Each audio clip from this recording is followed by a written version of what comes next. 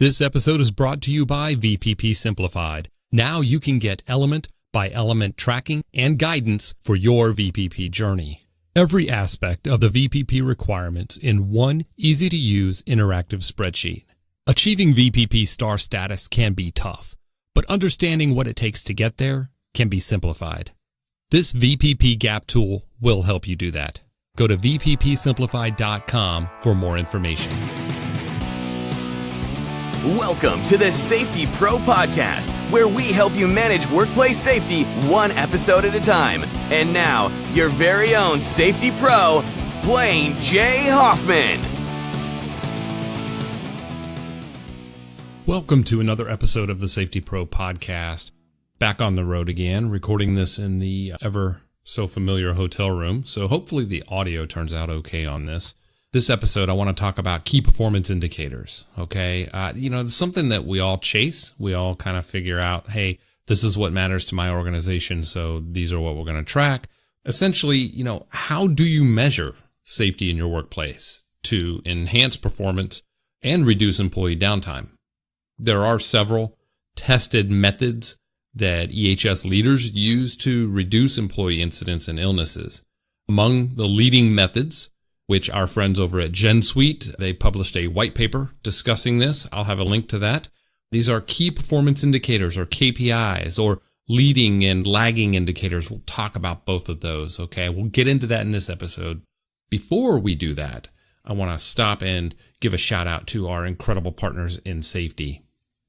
First off, who's on location? who'sonlocation.com. That's where you're going to go to get more information about this suite of services, actually. If you want to know who's on location, you want to know who's at any of your sites at any given time, whether they're in one building or in multiple locations across the country or around the world in real time, you want to know who's on location. It's a great way to track contractors, visitors. Hey, the kiosk, the self-signing kiosk and tablet out front where visitors come into the lobby and they self-check, select who they're visiting. That person at the organization gets a notification. All that stuff is a part of this service. And not only that, but you also get access to an evacuation management tool as well, which I find extremely helpful. Getting away from the clipboard, paper-driven rosters, you can actually initiate an evacuation event via mobile or desktop anywhere in the world for a facility and watch in real time as people are checked in on the roster that they're safe. And of course, you could see visitors that are currently on site. You could see, have them sign non-disclosure agreements, safety acknowledgments as they sign in, all of that good stuff with this cloud-based solution. So, hey, if you're looking for a way to manage visitors, guests, contractors, and even evacuation management, this is what you need. You need to know who's on location. Again, go to who'sonlocation.com. You'll get a 30-day free trial, no credit card required. You get access to all of the modules, all of the apps. These are web apps, by the way, so they work across all devices and platforms. But you'll get full access, and if you decide to stay with Who's on Location, everything transfers over to your account as well. Everything you've set up during the trial just continues. So give it a try, who'sonlocation.com. Our next great partner in safety, the official floor marking floor sign company of the Safety Pro Podcast, is Mighty Line Floor Tape. Look, go to mightylinetape.com/podcast. Links to our partners are always in the show notes. You're going to get some great information from their website. You can even fill out the form and get a free sample. But what you're going to see is solutions for marking up your facilities, your warehouse, your manufacturing plant, even indoor freezers. They have a specialized tape for floors, for freezer floors, even outdoors. And, they have glow tape. They have the centerline glow tape for when, the power goes out. It makes it safer for a forklift operation, for seeing the line going across the floor and maybe leading to an evacuation. All kinds of stuff. If you want to do a 5S event where you do some workplace organization and you want to mark things, where things go, you want to mark off beneath fire extinguishers, eye wash stations, all that stuff we know is important. Go to mightylinetape.com/podcast and you'll find out why this is the official floor marking floor sign company of the Safety Pro Podcast, because their floor tape, just as an example, it's 7 times thicker than the average floor tape. And it has a beveled edge, which makes it really durable for forklift traffic. And it's easy application and actually easy removal. There's very little residue left behind. So look, go check it out. Stop painting your floor. If you're thinking about painting your floor, stop. Just go to the website, mightylinetape.com/podcast. You're going to see they have a video on their website showing the comparison between using Mighty Line tape and traditional paint.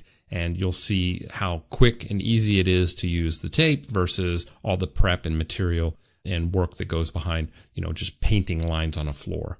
So check it out. Again, mightylinetape.com/podcast. Get a free sample of Mighty Line tape sent right to you. Okay, so leading indicators, these are pre-incident measurements, okay? We're going to talk about leading and lagging, right? So leading indicators, pre-incident measurements that we look at, as opposed to lagging, which are measurements that are collected after an incident occurs. So let's say a slip and fall incident from stray construction materials, just, laying around. That's, investigating that is a lagging indicator because the incident already occurred, but at an inspection that notes poor quality of the surrounding area and prevents a future slip and fall from taking place is a leading indicator. So let's say you're not doing audits, okay, of a specific area, or the audit frequency isn't that often, and you have an incident occur and turns out it's because of some housekeeping issues, and you do your investigation. You're now looking at a lagging indicator when you can look at, hey, we do a weekly walkthrough, but over there in that part of the building or that part of the job site, we have some demo going on. We're going to do a daily walkthrough. We're going to increase that. So you got to be able to look ahead and predict, areas that will, be a little more disruptive or produce hazards that aren't as likely to be present in other areas. So you want to be flexible with this stuff, but that's how you're going to get these indicators. Hey, by the way, a near miss, that's a lagging indicator. You're still reacting to an event that took place in the past. In this case, it just didn't lead to an injury or illness, and you kind of get a freebie. But if you think about it, it's still a reactionary sort of posture, and you want to move towards this sort of proactive or predictive posture. Now, by measuring leading indicators, including conditions, events, and sequences that precede and lead up to accidents, these KPIs have value in predicting the arrival of an event and can provide an opportunity to introduce control measures to stop the event from happening altogether. So that's why we want to lean towards those, right?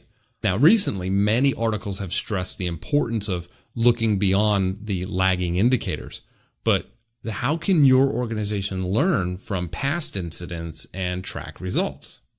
Well, by combining incident measurements and training management software, cloud-based solutions, things like that, you can, or your organization can adopt a sort of holistic approach to reducing workplace accidents and, meet Occupational Safety and Health Administration standards. So, I mentioned Gensuite earlier at the beginning. They had me down in their Cincinnati offices recently for one of their podcast episodes.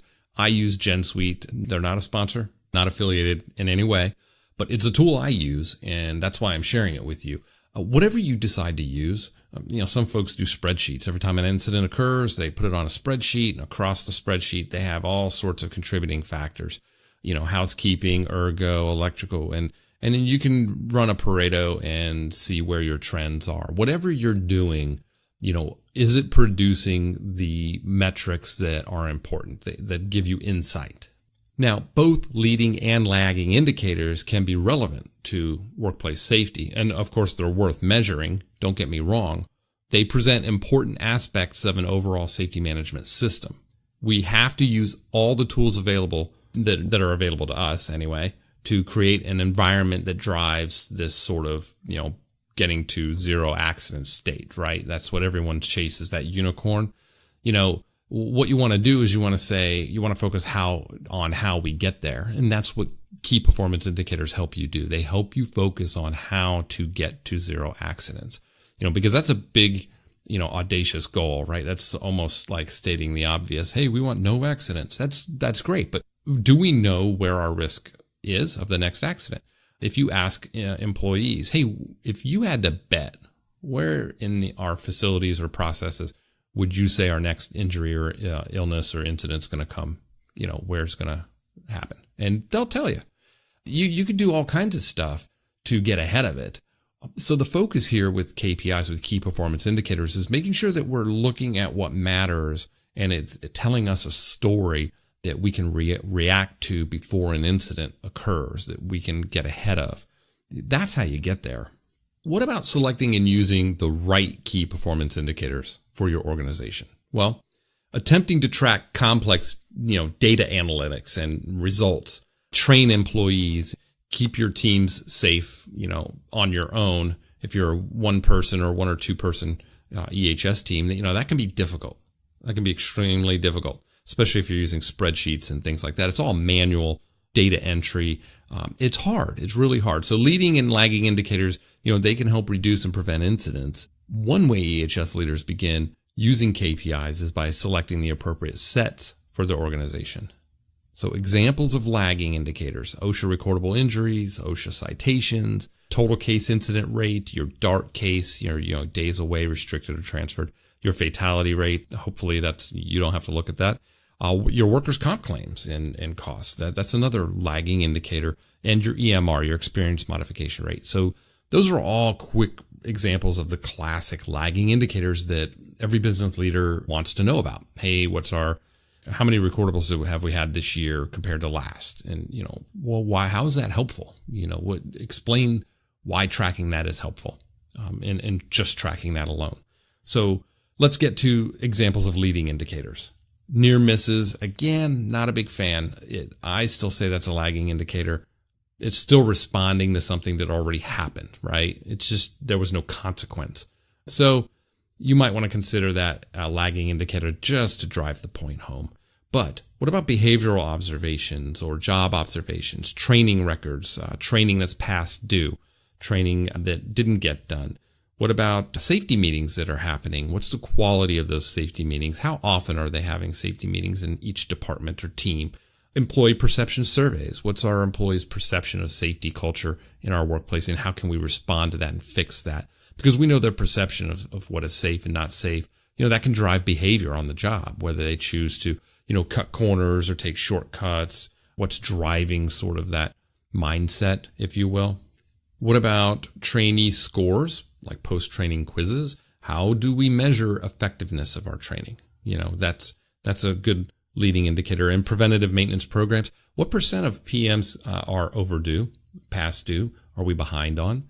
And, because we know the longer we don't address PM, preventative maintenance schedules on equipment and machines will have a failure, breakdown, shutdown, things like that. So tracking the percent of PMs that are overdue and having sort of a line, like we don't want to go over 5%, because we know once we get into 10, 15% of our PMs being overdue, we're never going to catch up because of the size of our maintenance team, and we're going to have guards missing, we're going to have damaged cords. So we're going to be working with those risks, and we know keeping it below 5% is manageable, and we're addressing safety issues. So a good leading indicator set right there, just to give you an idea. Now, when trying to pinpoint the indicator type, that's essential for your organization. You understand that both of them are key, okay? Leading indicators, they're like the car windshield. Lagging indicators, it's like the rear view mirror. So just think of it that way. You'll certainly spend more time looking out the windshield to see what's coming with the leading indicators than you will be looking in the rear view mirror to see where you've been. But it's still important to have that rear looking view. So look at your company and see how you can start moving forward toward a culture of safety rather than looking behind. Now, within the leading and lagging indicator types, there are 8 important characteristics that your key performance indicator should have. Now, ensure that you follow these when selecting the ones that are important for your workplace. Just remember these 8, okay? 1, got to be actionable, right? Metrics that have measurable steps. It has to be actionable. 2, has to be achievable, setting goals that are obtainable. 3, they have to be meaningful, obtaining information for continued tracking, so they have to be meaningful. 4, transparent. They have to be clearly understandable. If you start getting into some weird business accounting jargon, you're going to lose people. So just make sure it's transparent. It's clearly understandable. And 5, easy to communicate effectively. It's got to be easy to communicate to the organization. 6, it's got to be valid, relevant to the organization's objectives. 7, has to be useful. Metrics that are beneficial to the organization's safety goals. It's got to be useful. But you can't, just because you can count something doesn't mean it should be counted. You have to ask, how is it useful to the organization? And 8, timely. Distributing information that is still relevant to the organization has to be done in a timely manner. Just keep that in mind. Actionable, achievable, meaningful, transparent, easy, valid, useful, timely. It's sort of an expanded version of the SMART goals and objectives approach, but we're talking about metrics. So we have some other items in here. So we have 8 of them. Now, once you select your set of indicators and follow the necessary characteristics, it's important to track how well they are working and be flexible if that set needs to be revised for consistent improvement. So, these aren't cast in stone. Once you mature and you've got something under control, it's no longer, something you want to be tracking because your processes are controlling it. Then you can move to making sure you audit your processes to make sure that they're still in control, and not so much the leading indicators that prompted the process to be put in place, if that makes sense. So you will mature, your organization will mature, so should your leading indicators, okay? Now, each year brings about new, focus on certain regulations and, carries over existing regulations that companies must abide by.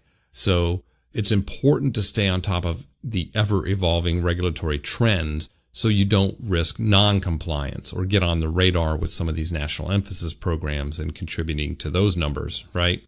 So use leading and lagging indicators, a system to help with following key OSHA regulations and safety trends. So you're going to want to know what the trends are in your industry, okay? So keep in mind that that's important too.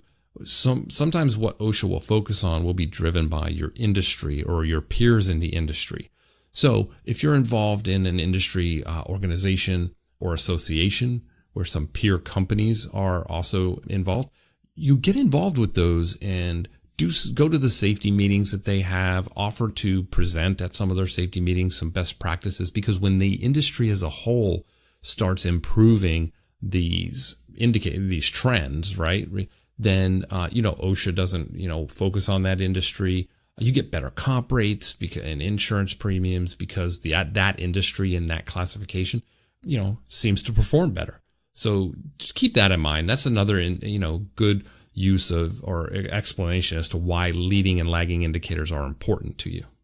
Now, OSHA, it's probably important to kind of do a quick overview on OSHA's, approach to improving, tracking workplace injuries and illnesses.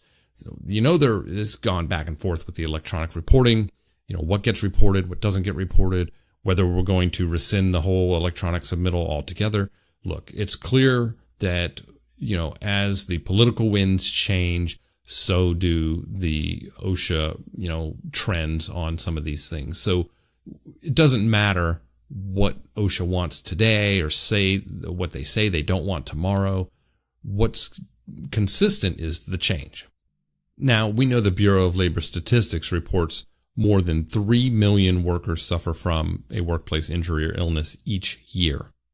Currently, there's little or no information about worker injuries and illnesses made public or available to OSHA. So with their new rule, employers are required to submit a record of the injuries and illnesses to OSHA to help them in identifying hazards and fixing problems. They're looking for trends, right?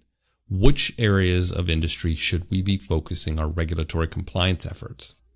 At the time this white paper was written, I'm going to quote this white paper here real quick, but we know that there are changes coming. And at the time of this recording, by the time you're hearing this, or as you hear this going forward, this may not be the case. One, establishments with 250 or more employees must electronically submit injury and illness information from OSHA forms 300, 300A, and 301. It's 300 and 301 starting in 2018, by the way. And 2, establishments with 20 to 249 employees in high-risk industries must submit information from OSHA form 300A.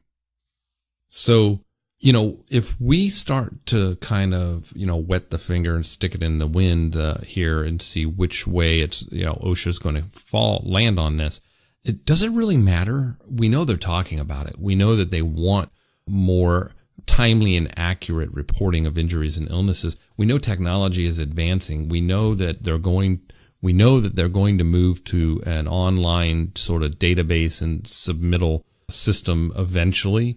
It's going to happen. So it's important for us in the industry. Why don't we just get ahead of it? Just start tracking key performance indicators and start doing this for ourselves. Where are we having problems in our industry or in our facilities, in our organizations, and how can we best tackle those to prevent those from becoming a problem? Let's not let OSHA do our job for us. Okay. So some trends, let's go over some trends. Trend number 1, dealing with workplace stress. The National Institute of Occupational Safety and Health, they emphasize that work-related stress disorders are expected to rise as the economy continues to undergo various shifts and impacts. Therefore, companies should take steps to ensure that any current programs are robust enough to reduce the concerns associated with the stress in the workplace, as well as implement any new programs that show an increased effectiveness at reducing the generation of stress. So one, what causes stress in the workplace, and how does that manifest itself into some sort of injury, illness, time off, things like that. So you're going to partner with your HR and benefits folks. What kind of, EAP program do we have? Do we have enough breaks built into the day? Are we doing some employee wellness stuff? You get into some things that aren't like required by OSHA, but we know doing those things reduces stress in the workplace, which we know reduces injuries and illnesses, okay, related to dealing with stress in the workplace. So that's a trend. That's an emerging trend that we're seeing in the industry. So you can develop key performance indicators around measuring, dealing with workplace stress. Here's another trend, just leveraging risk management. 2017 saw a continued trend in developing internal risk management programs and systems. And 2018, going into 2019, that looks to be the year where many of these programs are leveraged for results across, the spectrum of your company. So in other words, sufficient time has occurred for the internal development of risk management data and effectiveness. This can now be translated directly into specific areas of the business to further reduce inherent risk development within the company. So if you started something in 2017, going into 2019, you should have a pretty good idea from leveraging your risk management programs. You should have a pretty good idea. So if you start now, and let's say this is 2018, if you start now going into 2019, you should have sufficient data to leverage. So start developing key performance indicators now. The sooner the better, because as more time goes by, the more data you have, the clearer the picture becomes. Does that make sense? So, that's a trend number 2, leveraging risk management. Trend number 3. So a new trend becoming prominent in 2018 is an increased reliance on these predictive analytics. Many companies have been developing risk management and mitigation data and using analytics to help derive sense from, this big data of information, this big data dump, because it's almost too much. You could track all kinds of stuff. You can track average age of worker, average time on a job, which shift, which supervisor, how far along they are in the training program. You got so many data points. What do you do with all of that? So 2019 looks to be the year where many of these are put into practice, company-wide. So in addition, the trend of emphasizing the use of these predictive analytics is expected to rise as much of this information is refined even further. So if we can refine this data into even more buckets, you're going to need to rely more on predictive analytics and maybe artificial intelligence, sort of AI, things like that. Software is what I'm getting at. You're going to need some sort of digital solution for this. I'm already set up for this. I use Gensuite. So Gensuite does all this for me. And trend number 4, more regulatory changes. There are a few that doubt that more regulatory and legislative changes are expected in 2018, going into 2019. So, many differences continue to grow between either national policy and those that are enacted on the state level and local level. But very few of us can predict what specific changes will actually take place. However, what is an almost certainty is that for companies, flexibility will be necessary in order to adapt to new policies that are coming down the road. So the more insight you have into your organization with this data, this big data, getting all sorts of data in, and then having an effective tool or means to analyze that data and tell you where you need to focus your safety and health efforts, your risk management efforts, things like that, you're going to be in a much better position to weather the regulatory changes that do come. So what about models and methods for using leading and lagging indicators, right? So various proven yet antiquated and manual methods that I mentioned before, spreadsheets. So a method for modeling KPIs, enabling validation of their properties, is a report that was published. I'll put a link in the show notes. The authors covered 2 techniques workplaces use to track KPIs. The first model integrates the following attributes for tracking performance: indicator name, type, scale, source, owner, and threshold. Though it's not easy to find all of this information, so EHS experts often rely on documentation, expert knowledge, and previous conceptual models. The second model that's used for KPI formalization is known as performance indicator expression. It is a mathematical statement over a performance indicator evaluated to a numerical qualitative. Oy, that's a mouthful. All right, so in other words, a given value for a time point for the organization, unit, or agent. Now, the authors suggest that specifying the required values of performance indicators as constraints coming from goals. So keep that in mind. The relations between performance indicators are modeled using predicates. So there's a third model used by EHS professionals and safety teams known as the Heinrich triangle or pyramid. That's sort of a traditional way of tracking occupational injuries, illnesses. Now, that's known as the safety triangle because of the shape it takes, the graph you can create from it. And I'll get to that in a second. But it basically quantifies the number of reported workplace incidents into 4 main categories: major injuries, severe accidents, first aid cases, and near misses. Employee concern reports, like in safety observations, at-risk observations, they can also be added to the base of this triangle down where the near misses are to incorporate leading indicators into this analysis. Okay. So let me tell you the math around it. This is a 1, 10, 30, 600 model. Okay. For every 1 incident reported in the major injury category, severe accidents are 10 times as likely to happen. Also, for every 1 major injury, approximately 30 first aid cases and 600 near misses. So there is a mathematical formula to follow. If you're seeing, you have a major case and you only have like 10 near misses, there's something wrong. We're not driving a culture of reporting these things, or we're not seeing them or tracking them properly. So when companies plug, their own incidents into this model or pyramid, you can see if you have the corresponding ratio that I just explained to you. If you have a significant amount of major and severe incidents, going on. So the premise for this model is that more companies focus on reducing the numbers at the bottom of the pyramid. The more you do that, the more likely you are to reduce the major safety incidents at the top of the pyramid, because the root causes of all of them are typically the same. So if you're after stopping that one major incident from happening, you have to stop all of them from happening, because you don't know which one is going to end up being a near miss, a minor, or severe. You don't know. It's usually a matter of luck. Everything leading up to it is the same.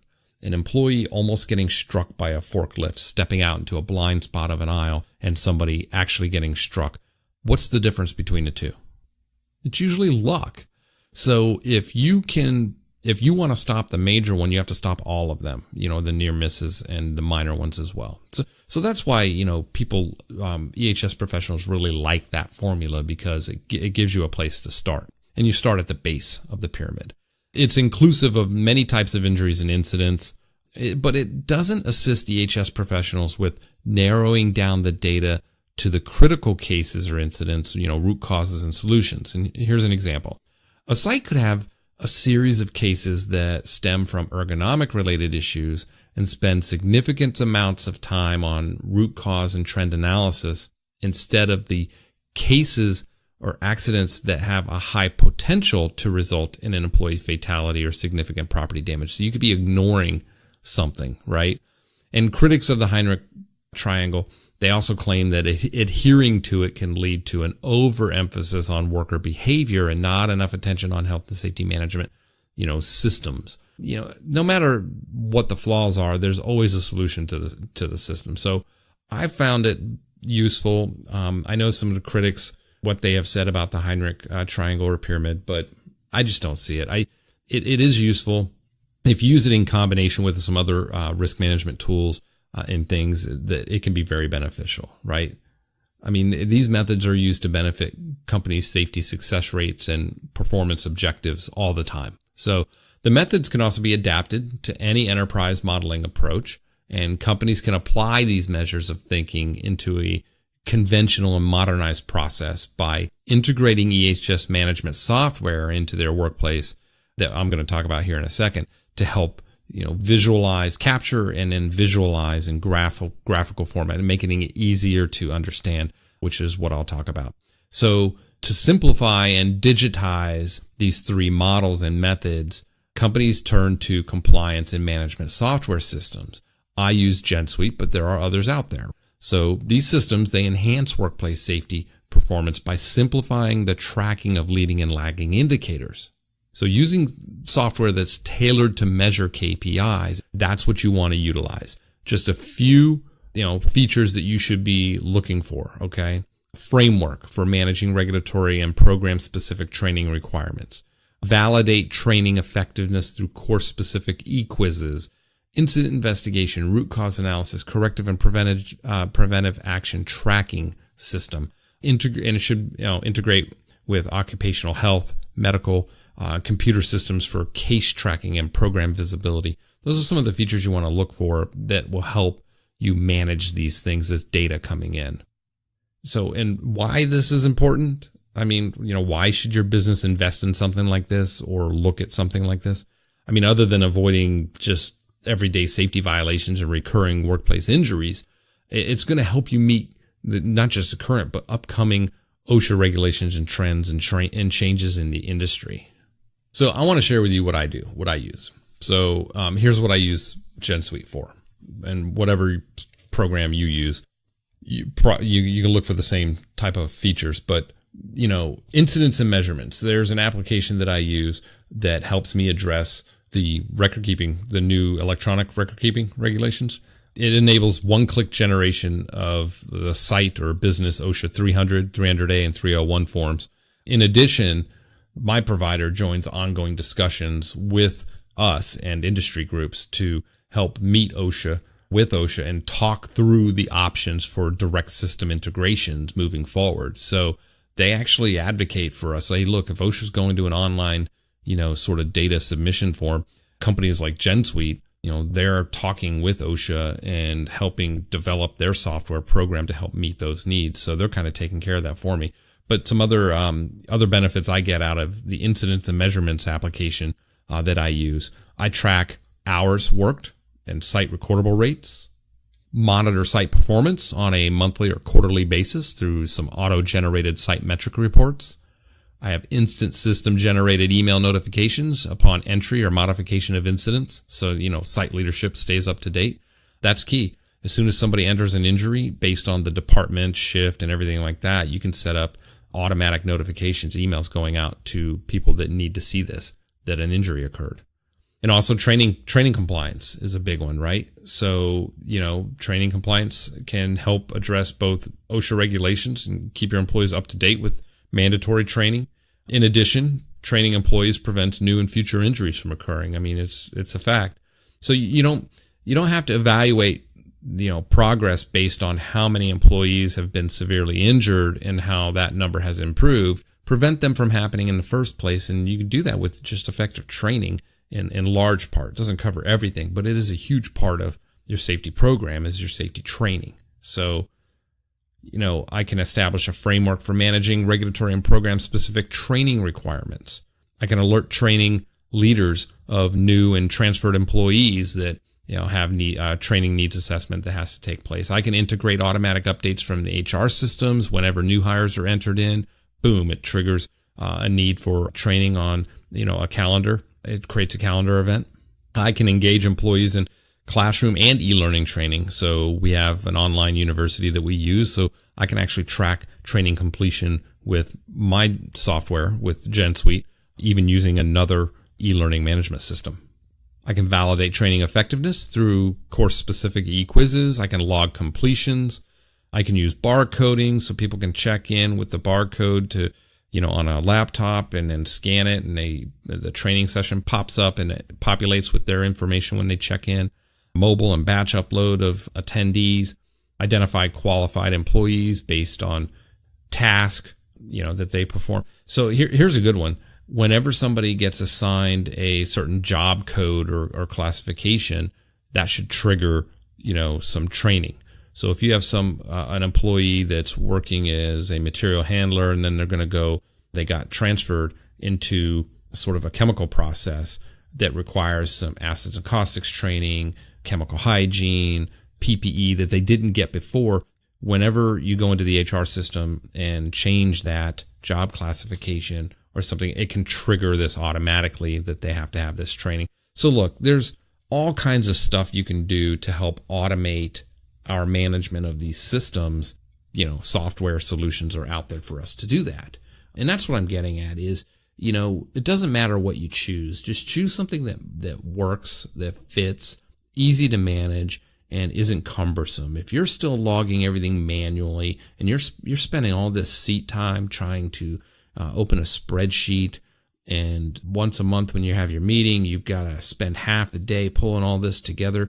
I can create a dashboard, that shows a company snapshot. I can see how many environmental notice of violations we've had, how many wastewater incidents, our total case incident rate, DART rate, how many recordables we had this quarter. It's all right there in the dashboard. So, people come to the meeting, they already know this because it's real time. They just click the link at any time, day or night, and it's in real time, current state of where we're at. I've even got the little, persona, they call it. It's a silhouette of a person, and it shows, the head, the face, the arms, the legs, the torso, back, and it's got a little number next to it that says, you've had, 7 injuries, 4 of them are the hand and 2 of them are the leg. And so that it gives us data in real time. That's the other benefit is we don't spend a whole lot of time pulling stuff together. It's already in there. Okay. And you can create this dashboard to show you these things that are important for us to understand. And you can just throw that up there and say, hey, look, this is where we're at.